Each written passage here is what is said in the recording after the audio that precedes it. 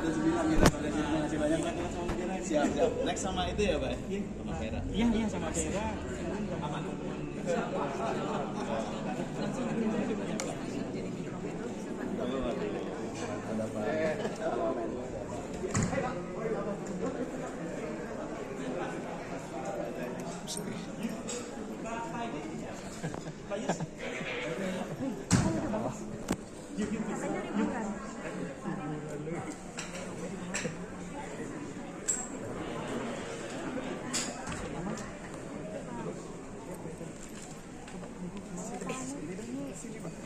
Akan datang MRA dengan gold standar ini implikasinya apa Pak dengan perkembangan karbon Indonesia ke depan?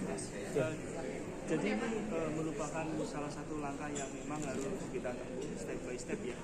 Jadi sejak dioperasionalkan secara penuh hingga artikel 6, maka Indonesia tentu membangun strategi-strategi di dalam rangka tentu tujuan utamanya adalah pencapaian target emisi gas rumah kaca sebagaimana yang kita komitmenkan.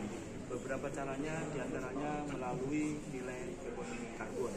Di dalam pasal 77 Peraturan Presiden nomor 98 tahun 2021 bahwa dalam perdagangan karbon internasional pemerintah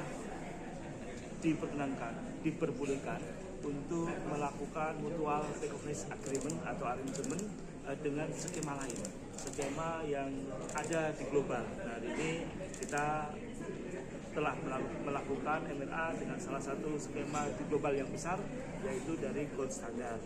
Jadi beberapa saat lagi akan dengan skema internasional yang lain, Vera dan seterusnya. Beriringan dengan itu juga kita melakukan MRA dengan berbagai negara. Hari ini kita mendesain paling tidak 3-4 negara yang akan melakukan MRA yang sama. Di dalam Peraturan Menteri Lingkungan Hidup dan Kehutanan nomor 21 tahun 2022 di pasal 63-68 dijelaskan bahwa MRA untuk perdagangan internasional dilakukan dengan di other country melalui dengan negara lain dan di other skema dengan skema lain. Dan hingga kemudian kita memasuki ini. Bagaimana ini maknanya? Artinya hari ini Indonesia menyatakan diri untuk mampu masuk dalam voluntary carbon market, perdagangan karbon bebas kan bahasanya gitu ya, karbon bebas, karbon mandiri, karbon voluntary yang hari ini telah banyak terjadi di global. Kita akan memanfaatkan peluang ini sebaik-baiknya, namun tetap di dalam kontrol pemerintah Indonesia. Ini yang wajib dicatat. Di dalam MRA tersebut seluruh kegiatan aktivitas ini pada saat akan mulai wajib melaporkan ke pemerintah Indonesia. Kemudian pada saat kemudian ini berjalan wajib melalui sistem BPST Indonesia. Kemudian pada saat kemudian dilakukan transaksi maka wajib kemudian dilakukan di pasar Indonesia. Kemudian juga wajib mengikuti segala regulasi yang ada yang berkaitan dengan ini di Indonesia. Mungkin salah satunya nanti pajak. Jadi pajak yang dari perdagangan karbon tentu kami akan usulkan kembali ke Menteri Keuangan karena otorisasinya ada di Ibu Menteri Keuangan untuk menentukan besarnya perdagangan karbon yang tax base atau berdasarkan teknologi atau natural base yang berdasarkan semacam removal sektor ataupun sektor yang menyerap. Jadi tentu berbeda-beda. Ini nanti kita akan menyampaikan usulan kepada Menteri Keuangan untuk segera diterbitkan pajak perdagangan karbon, bukan pajak karbon ya. Kalau pajak karbon berbeda lagi. Nanti pajak karbon ada beberapa pertimbangan, perdagangan dan seterusnya. Tetapi ini pajak terkait dengan perdagangan karbon. Ini berbeda. Ini karena kami rasa tadi berdasar dari Direktur Pertamina, dari teman-teman yang lain, hari ini juga sebenarnya mereka sudah melakukan ada skema dengan gold standar. Jadi begitu MRA ini kita lakukan, mungkin tidak akan terlalu lama, akan banyak transaksi terkait dengan perdagangan internasional. Jadi apa yang selama ini menjadi kendala kita telah lakukan dengan sangat hati-hati karena tujuan perdagangan karbon benar-benar untuk menurunkan emisi gas rumah kaca. Apa yang kita dapat nanti kita akan kawal bahwa dana itu memang harus digunakan untuk memberikan dampak langsung terkait dengan penurunan emisi gas rumah kaca maupun penyerapan emisi gas rumah kaca. Tentu di sini dua sektor yang paling penting yaitu sektor energi dan sektor kehutanan dan lahan. Ini memegang persentase paling besar di dalam penurunan emisi dan penyerapan emisi. Jadi dua hal ini kalau ini kita bisa akselerasi dengan sangat sistematik dan strategis, harapan kami apa yang kita cita-citakan, apa yang kita komitmenkan kepada global ini untuk menjadi net zero emission di tahun 2050 atau lebih, mungkin kita bisa capai. Karena apalagi faktornya sudah cukup, kita memiliki hutan tropis yang cukup kuat, besar, terus kemudian peatland yang cukup luas, 24 juta, ada mangrove, kemudian juga cukup luas di 4 juta.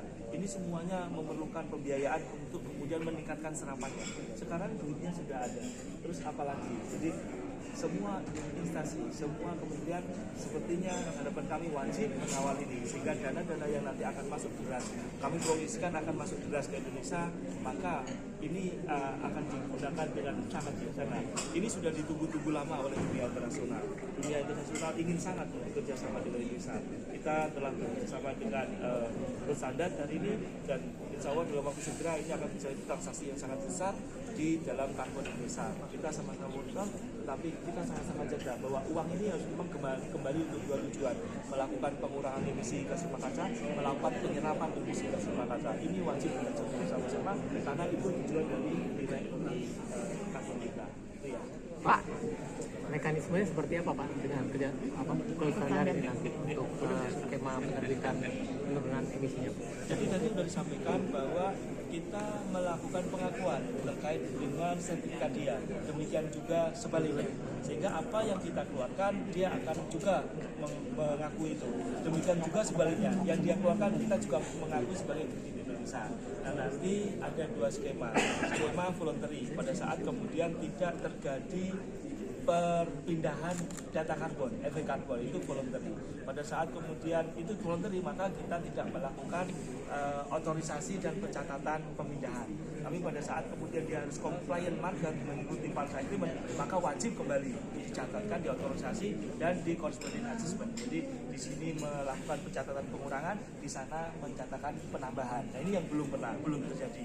Jadi harapan kita semua pasar sudah kita akomodasi. Tidak ada alasan lagi ini tidak jalan.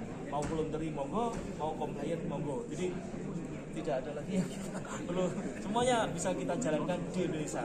Tapi catatannya sekali lagi, ayo kita kawal bahwa dana itu memang tujuan utamanya kan penurunan emisi gas rumah kaca, penyerapan emisi gas rumah kaca. Dua hal itu yang harus kita lakukan. Pak, tadi Bapak bilang kan ada negara-negara lain yang mau tanda tangan juga dengan Indonesia, Pak.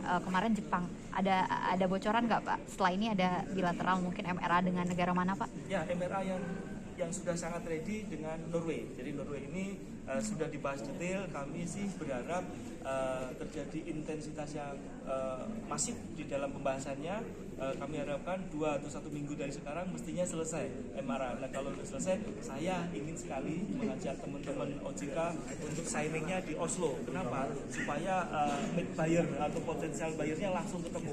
Jadi tidak lagi pakai perantara-perantara, tapi langsung ke kita. Jadi yang waktu dekat mungkin yang akan kita signing adalah dengan pemerintah kerajaan Norwegia. Selanjutnya mungkin beberapa sudah tunggu dari Korea Selatan, dari Jepang, dari Denmark. Kita harapkan juga segera setelah menurun. Kemudian dari skema voluntary yang sudah siap dari Vera, Pan Vivo ya. Pan Vivo itu sudah siap, lainnya sedang dibahas karena itu itemnya banyak banget tuh, hampir 100-an, kita harus satu-satu disepakati. Ya, oke. Tadi kan ada pengakuan sertifikat karbonnya Pak, ya, antara dengan Gold Standard. Ya. Itu berlaku di beberapa negara?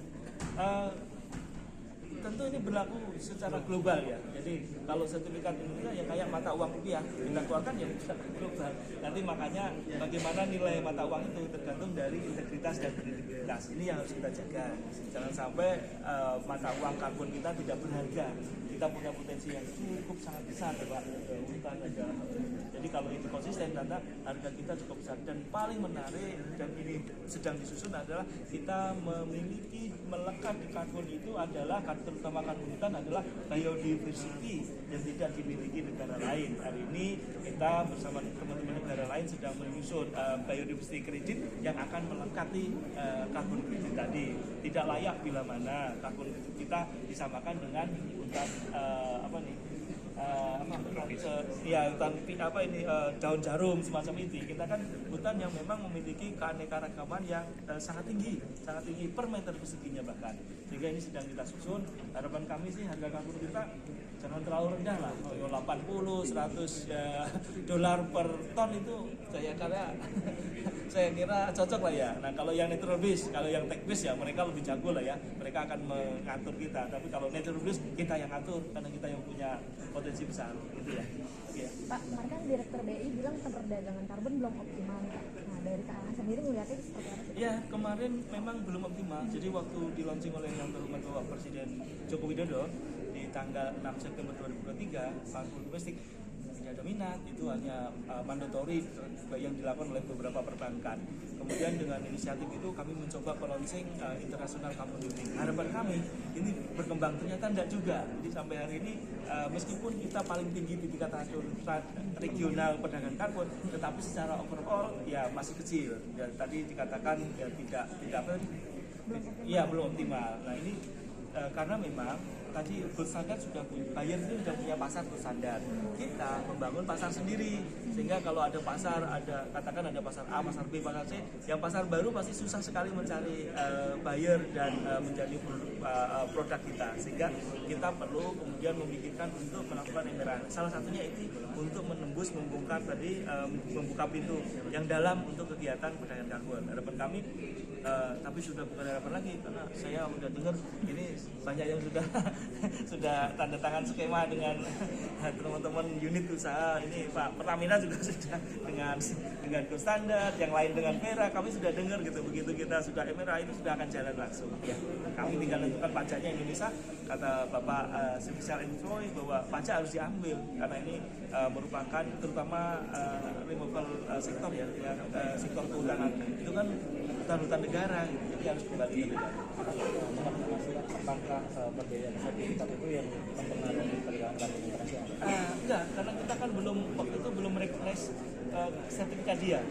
Ya, sehingga dia tidak mau ngaku kita tidak mau ngaku kita, sehingga pasarnya masing-masing. Nah sekarang pasarnya kita sudah gabung antara Indonesia dengan gold standard, sebentar lagi antara Indonesia dengan Vera, sebentar lagi dengan Penvivo, terus kemudian sebentar lagi antara kita dengan Norwegia, antara kita dengan Korea Selatan, antara kita dengan Singapura. Jadi ini Denmark juga udah. Jadi paling tidak itu yang akan. Jadi kita tidak berbeda karena skemanya sudah sama, internasional ada akreditasinya. Yang kita perlu bongkar pasarnya kita punya produk besar, katakan punya kambing yang bagus-bagus, tapi kita tidak bisa menjual. Sementara di dalam negeri orang nggak mau beli kambing, katakan gitu ya. Sehingga melalui pasar ini kita akan dorong ke sana. Tapi kita tetap jaga agar comply dengan keperluan Paris Agreement, terutama di tujuan utama dari Paris Agreement dalam menjaga suhu. Kita bisa menurut hari ini suhu kita masih naik 1,5 ini masih cerita yang belum bisa kita realisasikan. Ya, oke ya. Makasih Pak Anies. Sama-sama.